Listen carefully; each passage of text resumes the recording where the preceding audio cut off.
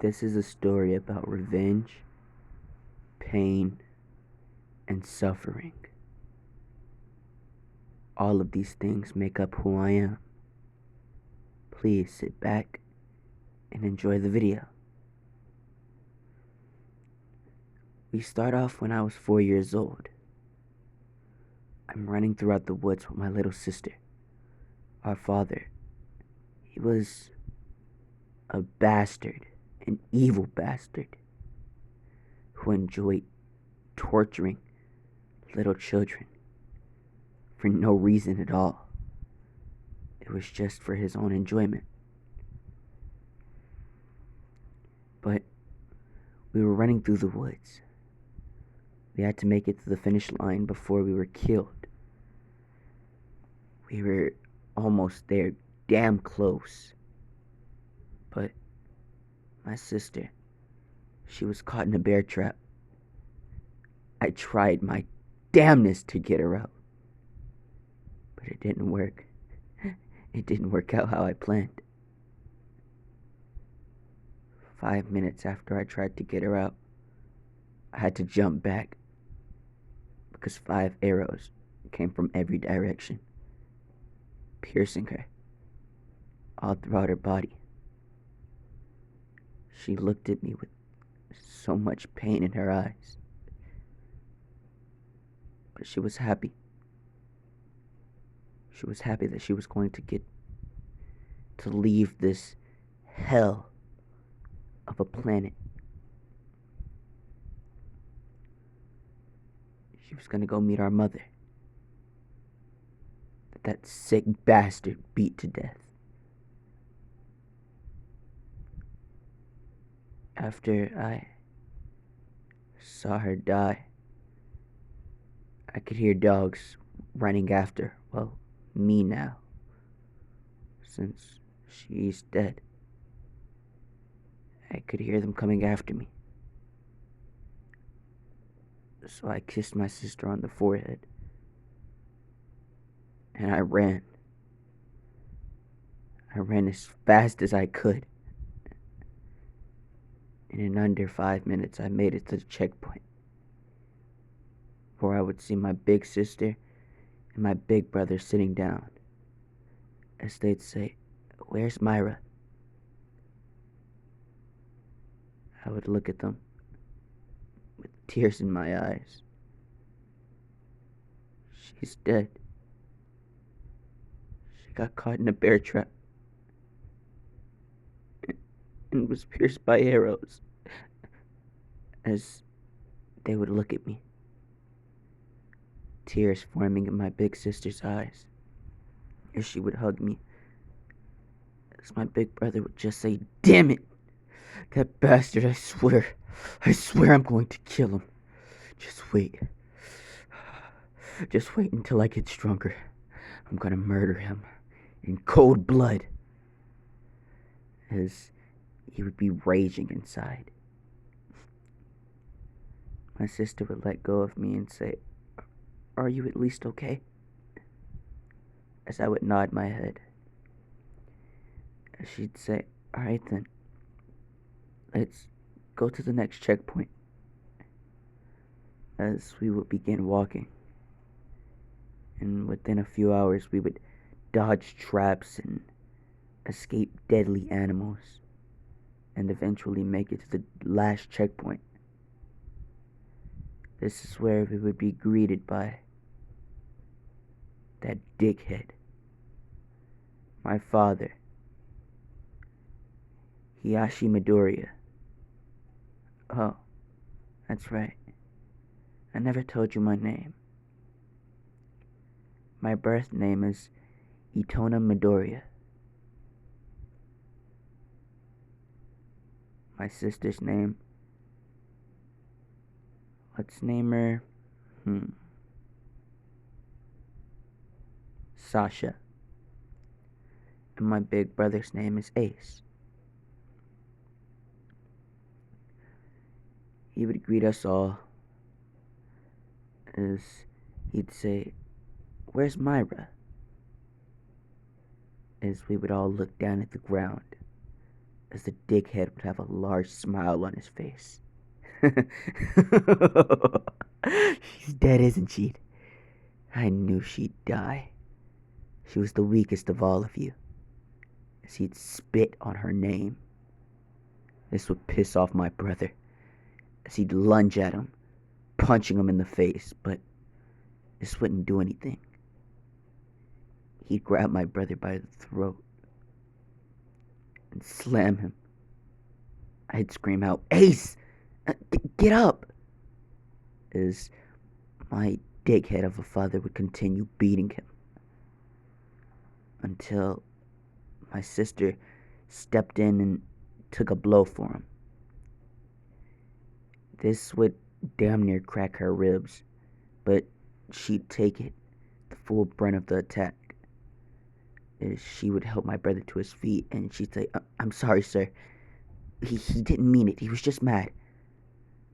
Can you please forgive him?" As I'd look at her, as Sasha would basically be telling me to bow down to him. Reluctantly, I would do so, not wanting to get beaten. And after we basically let go of all of our pride, he told us to get up and go back to our cell. Once we got there, my brother laid on the bed, or laid on his bed. It was a dark cell, 3 beds, 2 toilets, one for Sasha and one for us, me and my brother. It only had 1 window, but it had bars all over it. We would only get 3 meals a day, no snacks. We'd only be able to drink water. And we were consistently tortured. Me, myself, I wasn't the most human out of all of us. That would be Sasha. She still had her humanity. My mind had been brutally fucked after, I'd say, my 60th torture session. He shoved a centipede in my ear, and I could feel it wiggling its way around my brain. I'd scream out in pain as the centipede would be biting my nerves and scratching my brain. I wanted it to stop so badly, but my father would just laugh, as he'd say, "Does it hurt? Does it hurt?" As he'd have a sadistic smile on his face. I'd be begging him to stop, but he wouldn't. I never knew much about my father. I only knew that he was a sick bastard. He was very, and I do mean very, careful about revealing information to us. He barely gave us any information on the outside world. We're stuck inside of a laboratory of sorts. It has all types of domains, such as the woods, the desert, the ocean. And by far the ocean is the worst one of all of them. At least for me it is, because I can't swim very well. I have to rely on the fish to help me out. I kind of had bonded with the animals. And bugs, they like me as well. Which is how I was able to get the centipede out of my head after the torture session. I politely asked it to come out of my ear, and it did so. I was grateful. It was weird.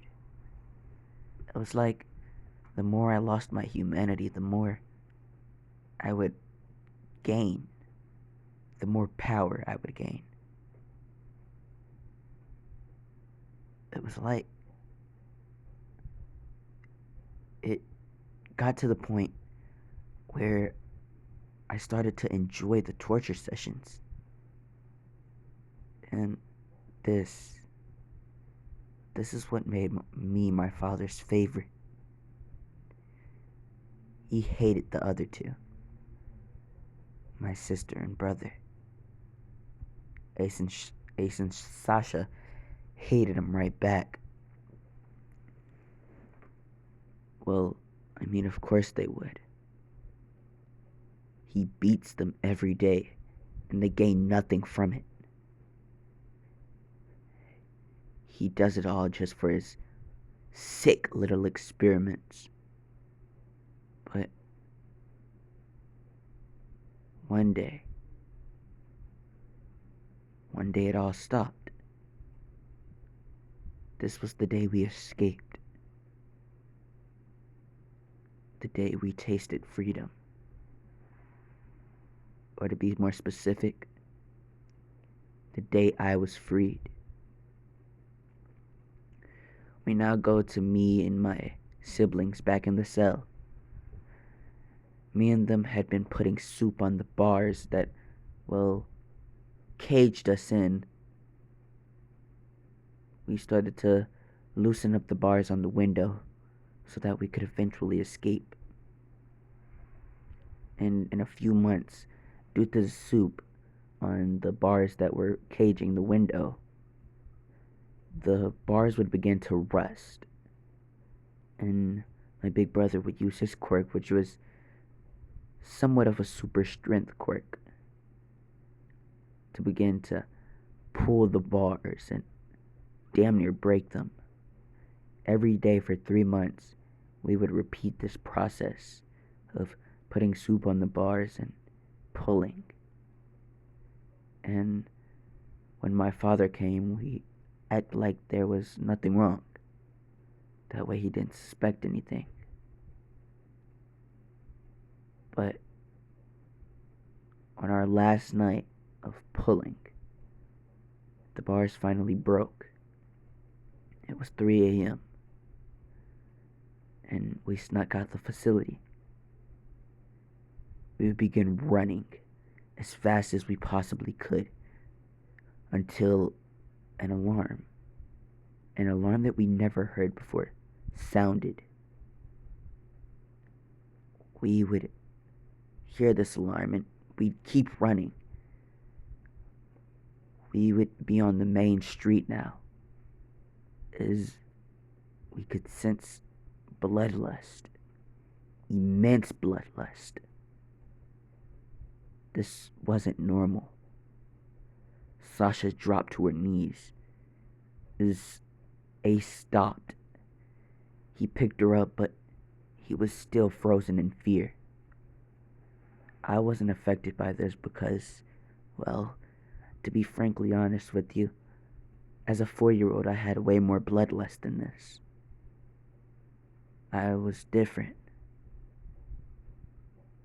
My father trained me to be a killer, which is why, well, this bloodlust didn't affect me.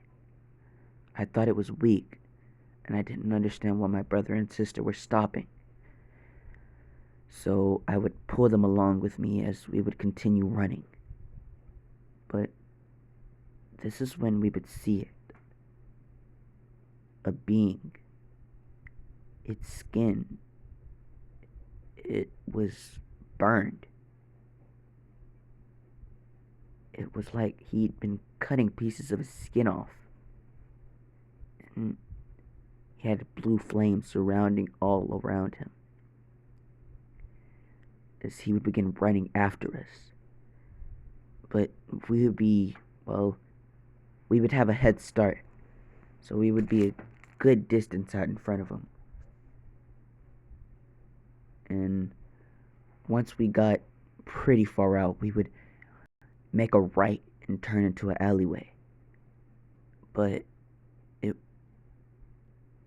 led us to the main main city. And after running for about 30 minutes, we would eventually all collapse.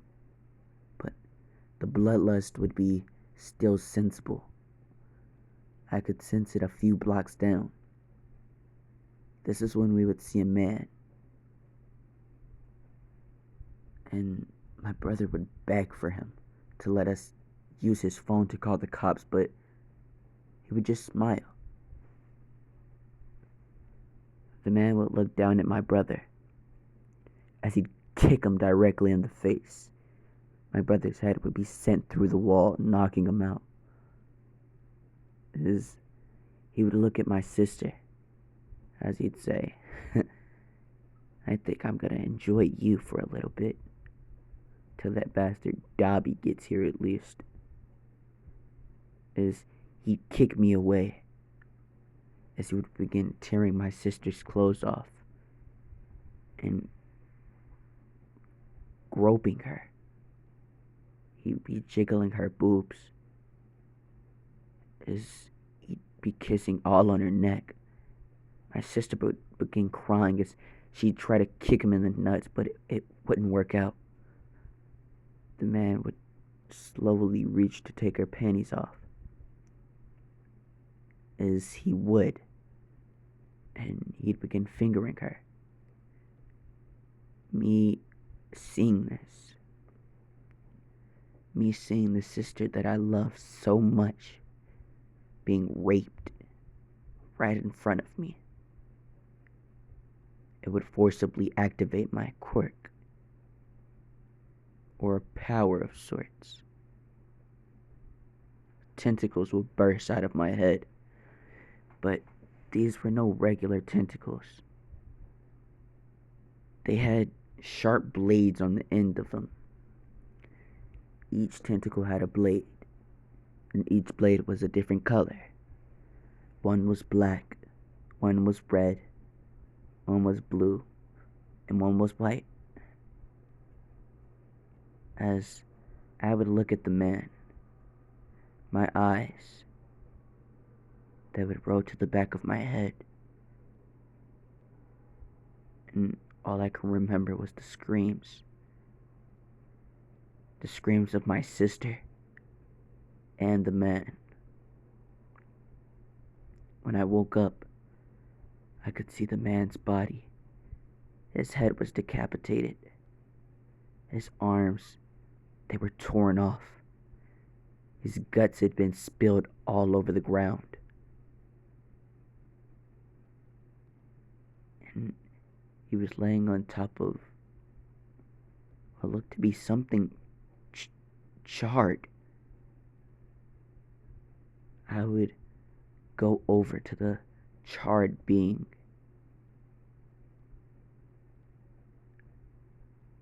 I would freeze. It was my sister. She'd been caught and burned alive. My brother was nowhere to be found, but in a few moments I could sense his presence. He would walk out and say, I saw the bastard who did it. Itana. As I would look up at my big brother. He'd say, we're going to kill him. Is that understood? As I would nod my head, kiss my big sister on the forehead, and we would leave.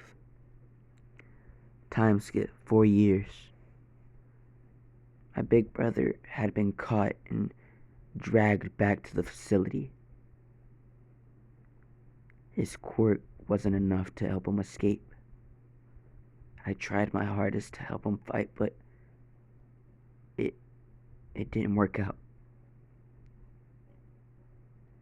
I could kill anybody that came my way. I was alone, fighting for my survival, praying, just praying that my big brother would come back to me. But he never did. I began training at the age of 8. I trained hard and long. I would punch boulders, try to break them with just my raw power.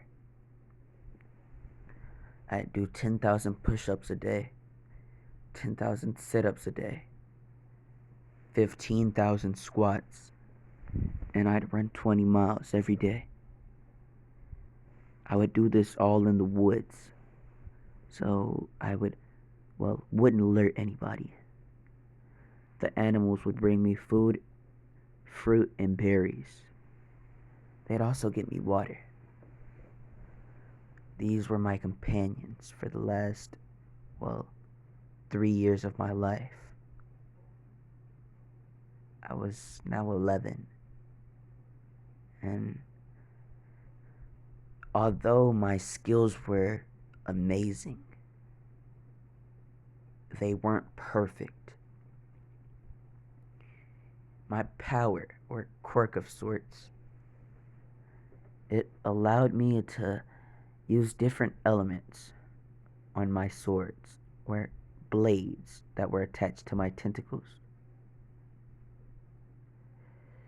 I could use fire on the red blade, darkness on the black blade, water on my blue blade, and light on my white blade.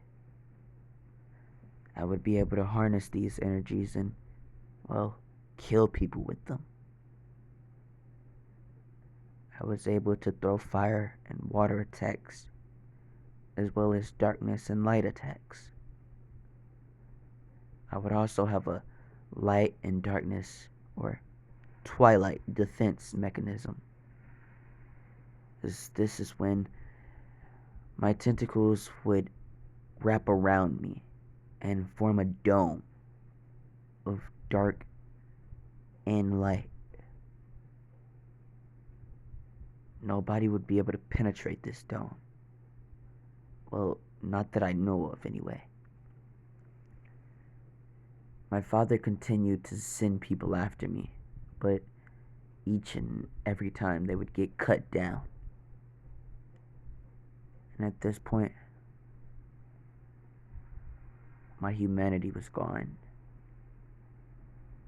I was a stone cold killer.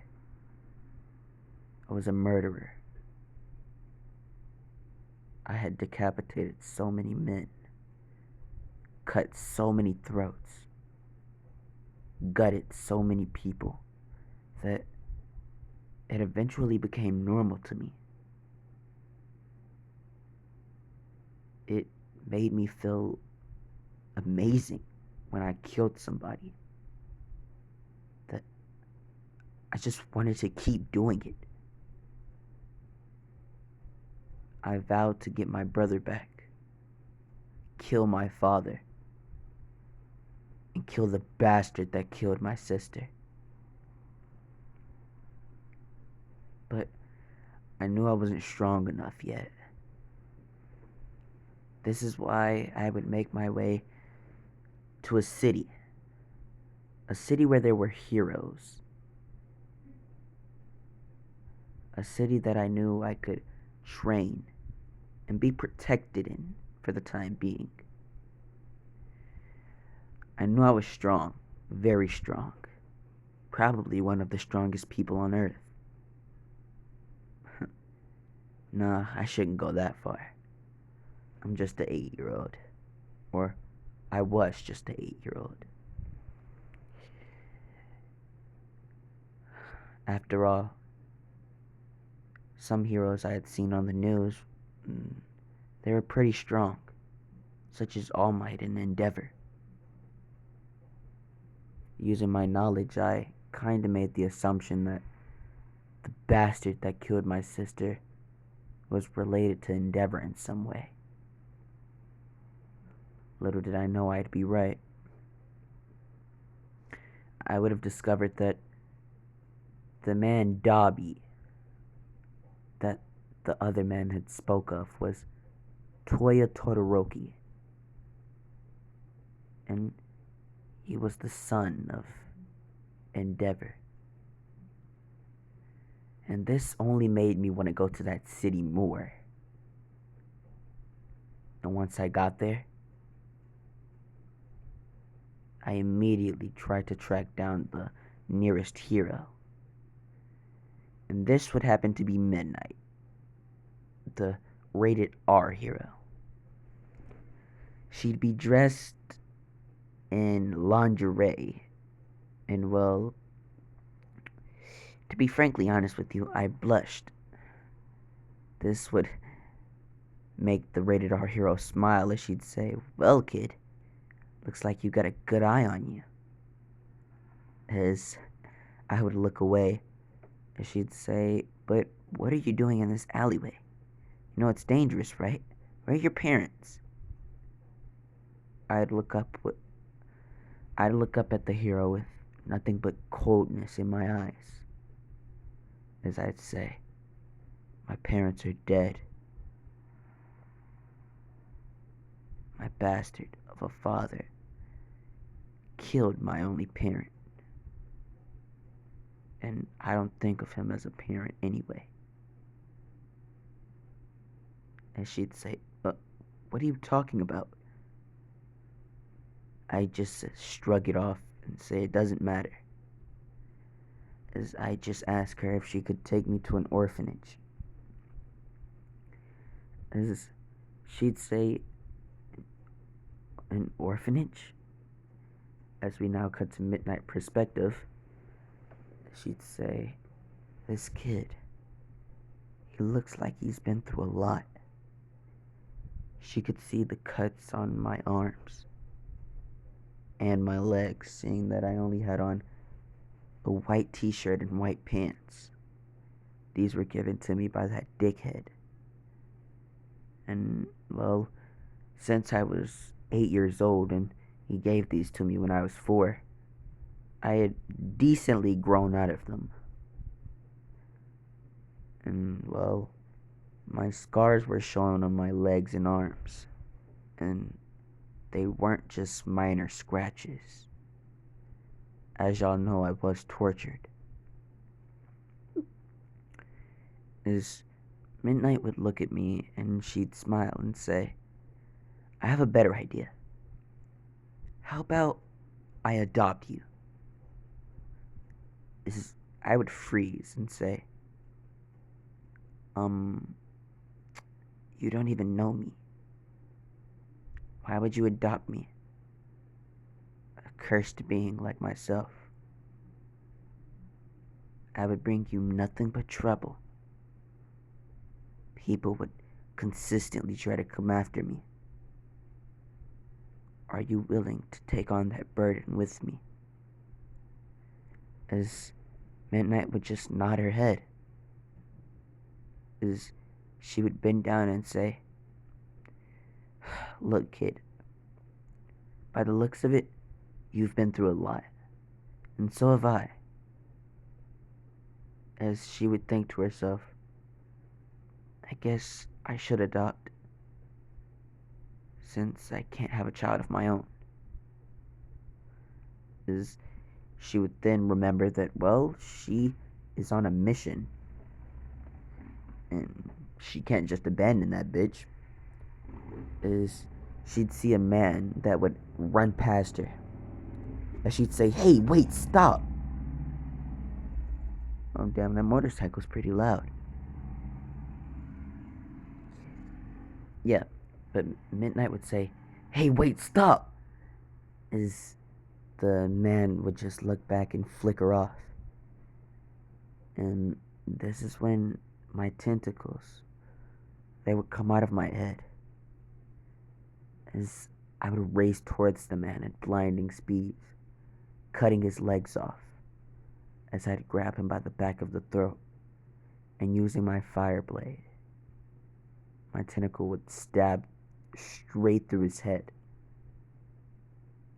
as his throat would begin to catch fire, as I'd have a smile on my face as I would pull my blade out of his throat, as I crushed the man's head with one stump.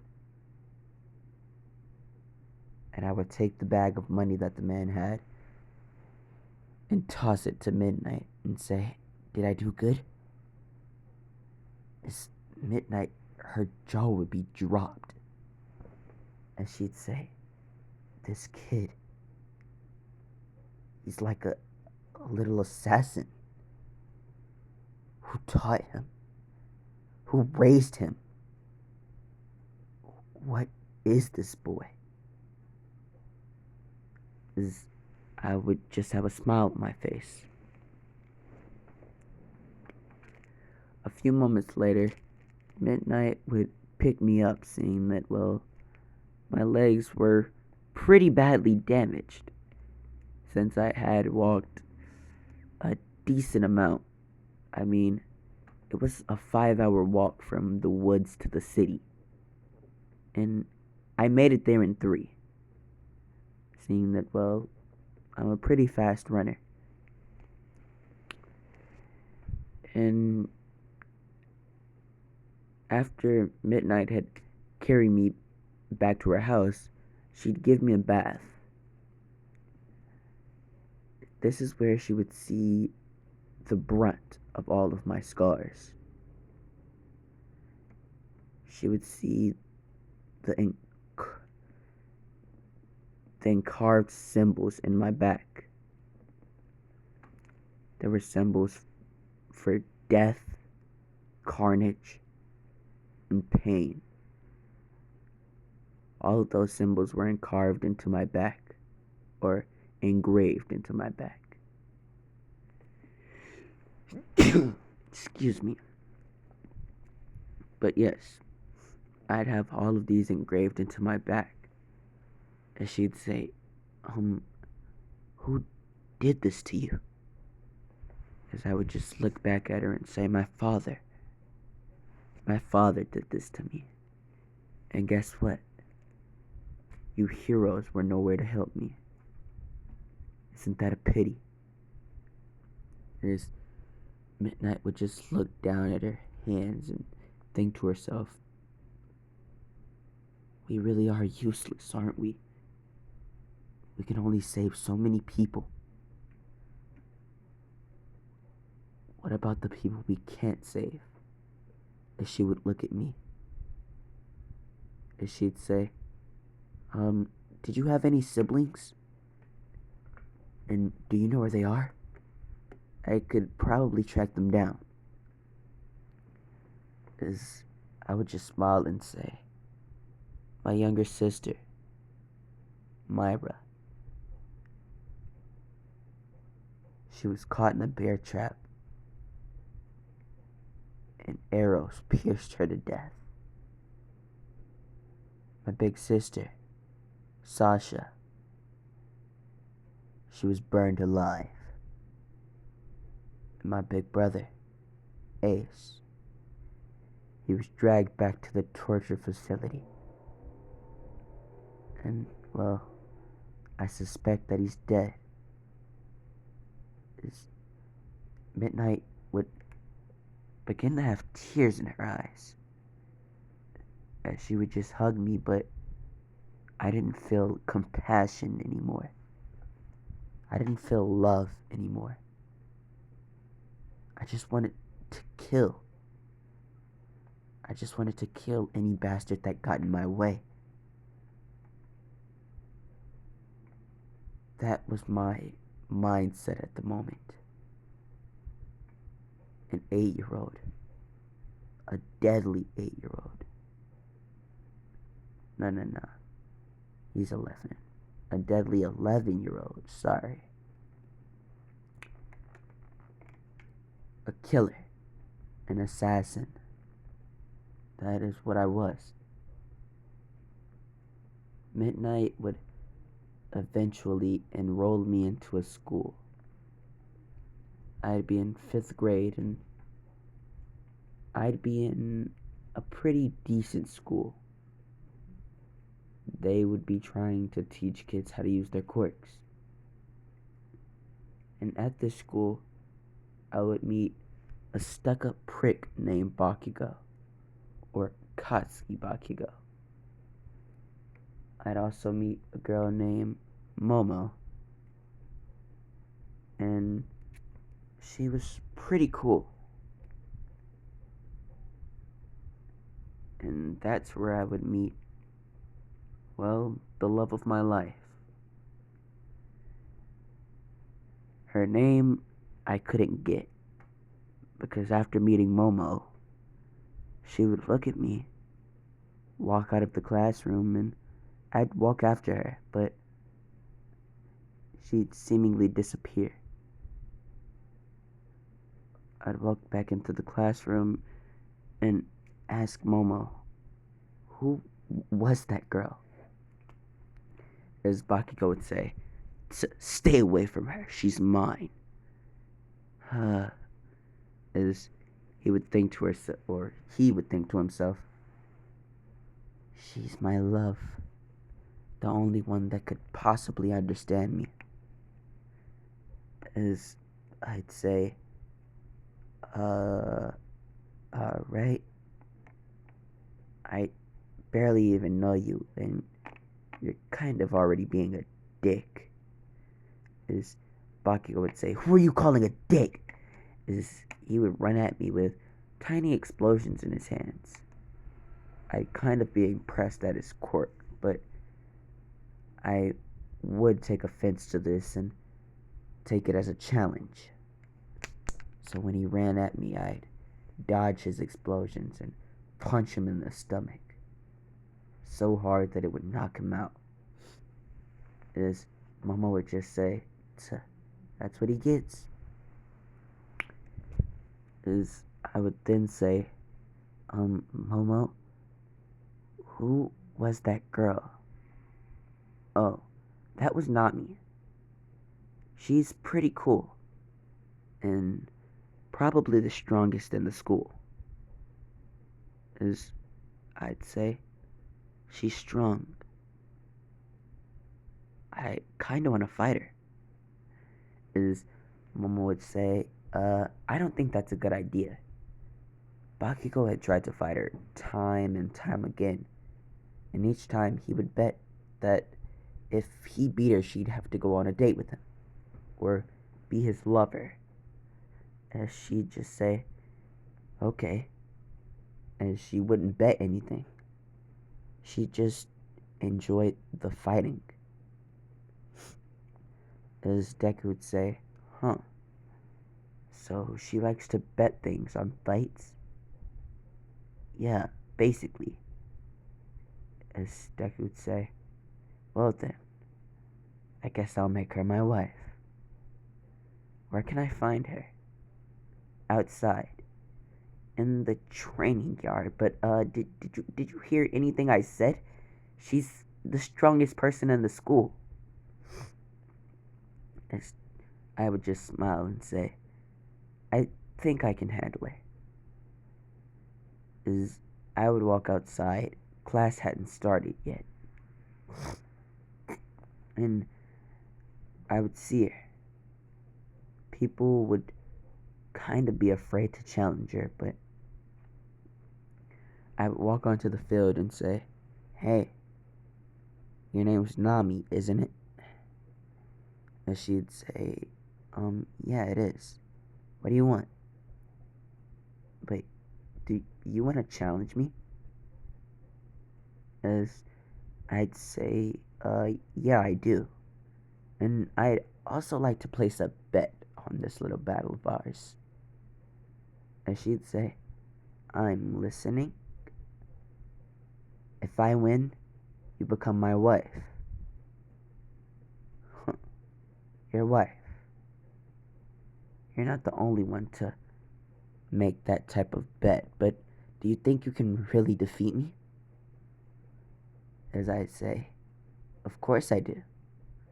After all, as the tentacles would pop out of my head, these bad boys will help me. As she would look at me, I would only hold love towards her for the small reason that she was strong, or so I could sense. I sensed an almost evil presence coming off of her, and I liked it. I liked it very much. I wanted to bask in that presence. I wanted to stay around me at all times. And this would be one of the main reasons that, that voice crack. This would be one of the main reasons that I challenged her. I enjoyed her aura. I felt safe when thinking about her. And so, the battle would begin. She would draw her sword, and it would glow with a bright purple aura, as she'd smile and say, "Alright, let's begin," as she'd disappear and reappear behind me. She would go for a upward slash, but I'd turn around and grab her sword, as I'd just smile and say, "You'll have to do way better. Way, way better if you want to defeat me," as I would kick her in her stomach, as she'd fall to her knees, blood coming out of her mouth, as I'd lift her chin up, as I'd say, "I guess you're my wife now," as I'd kick her head into the dirt, knocking her out, as I'd pick her up bridal style and take her to the infirmary. Everybody who saw this was amazed that I just beat the strongest kid in the school. All of the teachers would hear about this and say, who is this kid?" As Mama would say, "He told me his name was Itona. I don't know his last name, but this is his first day here." As the teachers would say, "It's his first day, and he already beat Nami?"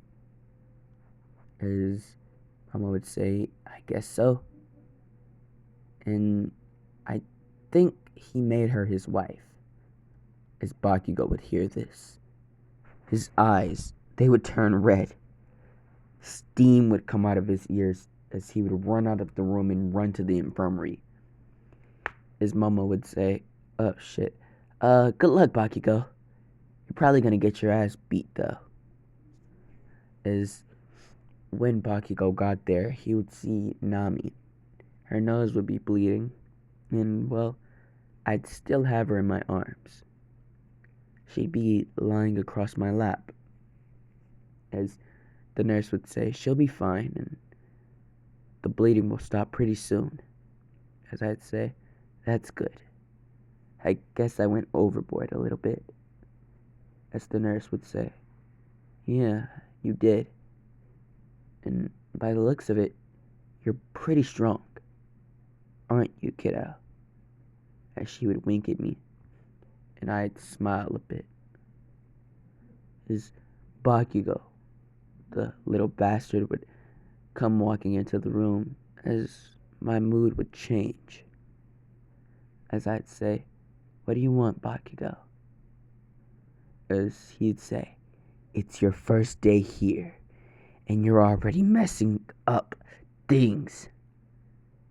"What have I messed up, Bakugo?" I'd look him dead in his eye, as Bakugo would say, "You took the only person that I love. I'm gonna kill you. You, you bastard!" As he'd rush at me. Explosions would form in his hand. They'd be pretty big, but I wouldn't be worried. I would gently lay Nami down. One tentacle would come out of my hand, it would be my water tentacle. As it would smack Bakugo away, another tentacle would come out of my head, holding him down as I would get on top of Bakugo and begin beating him and beating him and beating him and beating him and beating him until eventually Nami woke up and she saw what I was doing. She'd smile, but she'd run over and pull me off of him and say, "That's enough, husband." As Bakugo would hear this, as he'd be enraged and try to throw a huge explosion. But Nami would block this whip, as she would hit him with the hilt of her blade. As she'd say, "How'd you get so strong?"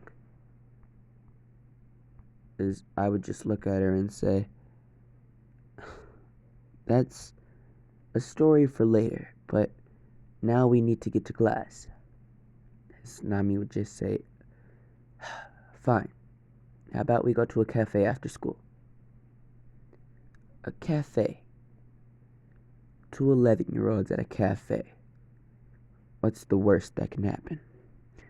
As I would just agree, as I would nonchalantly walk back to my class. She would go to hers, and well, I'd be praised for beating Nami, which I really wouldn't care about. I'd make a new friend, which was Momo, and I'd make a new enemy, Bakugo. That was pretty much my day at school. Praise, hatred, and friendliness.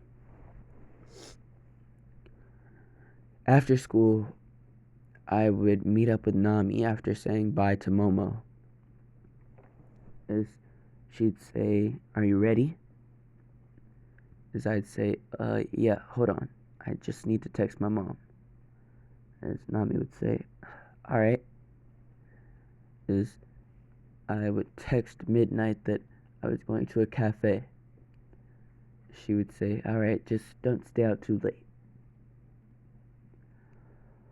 Once I had, texted midnight, I'd say, "Alright, let's go." As we'd walk to the cafe, hand in hand, and, we'd get in and sit down. I would order us drinks, and Nami would begin asking me questions.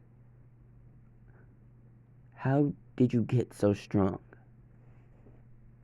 My father, he trained me to be an assassin,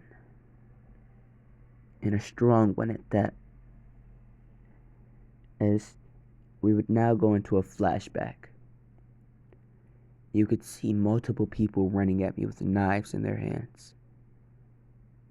I would have one katana in my hand, as I would rush at all of them, cutting them all down, slitting all of their throats.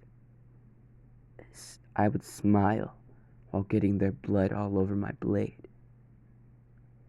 As my father would say, "That's enough, that's enough.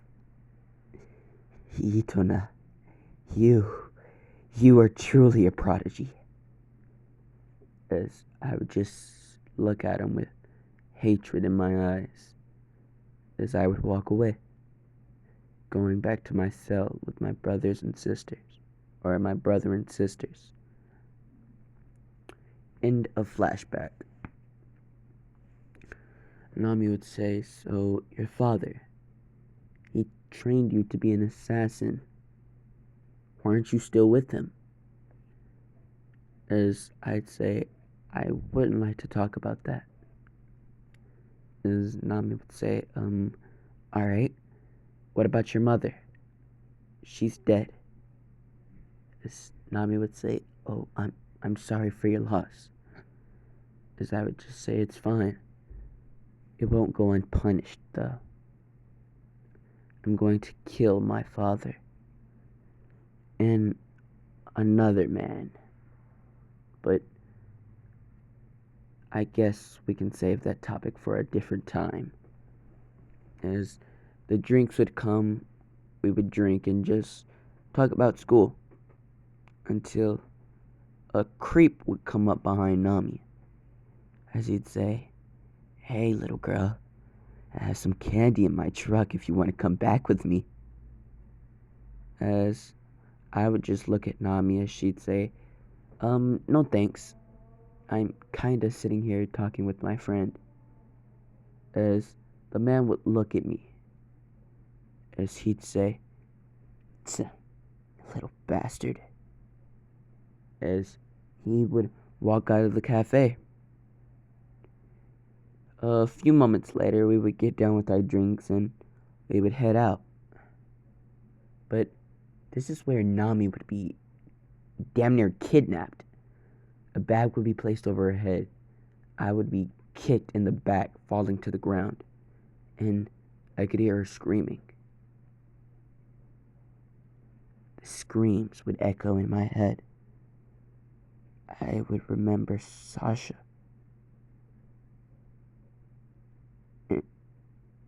and Myra. The way their screams echoed in my head. The way I wasn't able to do anything. I just had to sit there and watch them suffer. I hated it, and I wouldn't let it happen again. 2 tentacles would burst out of my head, black and white. A beam would shoot out of the white one as it would pierce the man carrying Nami, carrying Nami straight through the head. As the man would fall to the ground, bleeding from his head, skull fractured and broken. As the beam was pretty large, so it did a pretty decent amount of damage. As the 2 other men would come rushing at me, as the dark tentacle would form a blade, as I would cut the first man's throat, and the second man, I would cut his arms off, as I grab him by the throat, slam him, and begin beating his head in, as all of the civilians would be watching me, as the shop owner, or the shop owner would call the heroes, and as you have it, well, Midnight would show up, along with All Might and Eraserhead. As the shop owner would describe it as a horrible villain attack, as I would still be bashing the damn villains, or not villains, the kidnappers' heads in, as Midnight would say, Izuku, I think, not Izuku, damn, Itona, I think that's enough. As I'd look back with hatred in my eyes, as I'd still be in a little phase of rage, a little fit of rage, and I would try to attack Midnight, but before I could hit her, I would stop myself. I'd calm down, as I'd say, "Oh, sorry, Mom. I kinda went a little overboard." As Midnight would just say, "It's fine." As All Might would say, "Kid, did you do this?" As I'd say, yeah, I did. But it wasn't for no reason. I had to save my friend." As Nami would still have the bag over her head, as she would just now be taking it off, as she would see blood everywhere. She wouldn't freak out. She would just look like she was used to it. As she would walk over and hug me and say, "My husband, he saved me." As Midnight would say, "Husband, what?" As I'd say, "Oh yeah, I challenged her and I bet her that if I beat her, she'd become my wife." As Aizawa would just smile and think to himself, "This nigga got the moves. He's really a G." He's a player. As All Might would think to himself, so, who is this kid working for? How is he strong enough to kill 3 or 4 men? As he would just be thinking about all for one. Like, stop dick riding that nigga. Like, come on out. Do better, man. Do better. But, yeah. I would hug my, wife. Is I'd say, I think I should get these bodies cleaned up. As I just shoot a fire blast at all 3 of the men, as their bodies would all disintegrate. As Aizawa would say, kid, you're pretty dangerous. I won't lie to you. I would like for you to come back to UA with us. UA. What is that? It's a school where we train heroes. I'd say, the only way that I'm coming is if Nami can come with me. Eraserhead would say, well, we'll have to ask Nami's parents, now won't we? As Nami would look down and say, I don't have parents. I'm an orphan. As Eraserhead would say, oh, I'm sorry. As All Might would say, Eraserhead, could I have a moment with you? As he wouldn't look very happy. He would walk to a pretty far away place, like a good distance away. I'd say about 20 feet, as he'd say, Midnight, not Midnight, Aizawa, what the hell are you thinking? This kid, he could be working with all for one.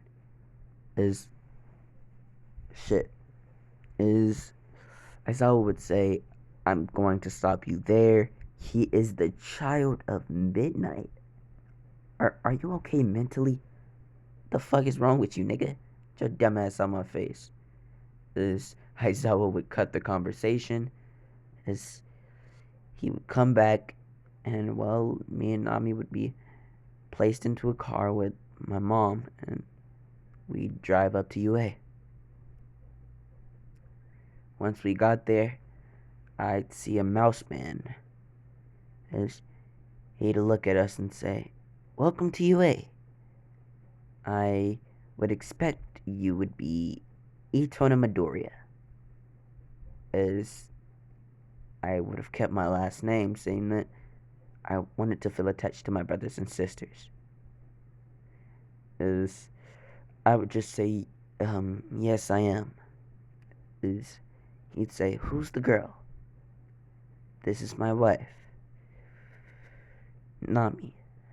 As Nezu, or the mouse man, would say, nice to meet you, Nami. Will you be attending UA with your husband, Izuku? Fuck, not Izuku. Itona. As Nami would say, yes, I will.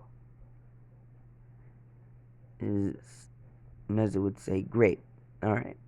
Come in. We need to do some paperwork and we need to assess your quirks. We would go into the UA campus with Nezu, as we would do a few tests and Nezu would assess our quirks pretty well. Nami would, have a sword quirk. It would basically allow her to use dark energy when using her sword. And to be frankly honest with you, she'd be an amazing swordsman.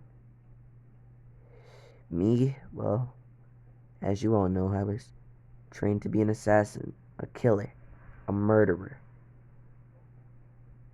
And the first person on my list, Jabi. He would be the first bastard that I would kill. I would think about this, as Nezu would just say, Mr. Itona, are you okay? I'd say, Oh, yeah, sorry. As Neza would say, alright, now, I'd like for you to meet a few of the heroes that, well, you will be working with. First, since you have that fire tentacle, you will be working with Endeavor. My eyes would open very widely as I would get a sadistic smile on my face. As Neza would say, uh are you okay, Tona? As bloodlust would begin to run all throughout the campus. Everybody would fall to their knees, except for Nami, because, well, I wouldn't allow it to affect her. Nami and Midnight. I wouldn't allow it to affect my mom either, well, because, like, she's my mom and I love her with all of my heart. Not really, but still. Yes, so Bloodlust would be running all throughout the building, and this is when Endeavor would come stumbling in. Is I would look back at it, Endeavor, and say, Endeavor, I'm going to kill your son, Toya Todoroki. That bastard is going to get what's coming to him. And I promise that.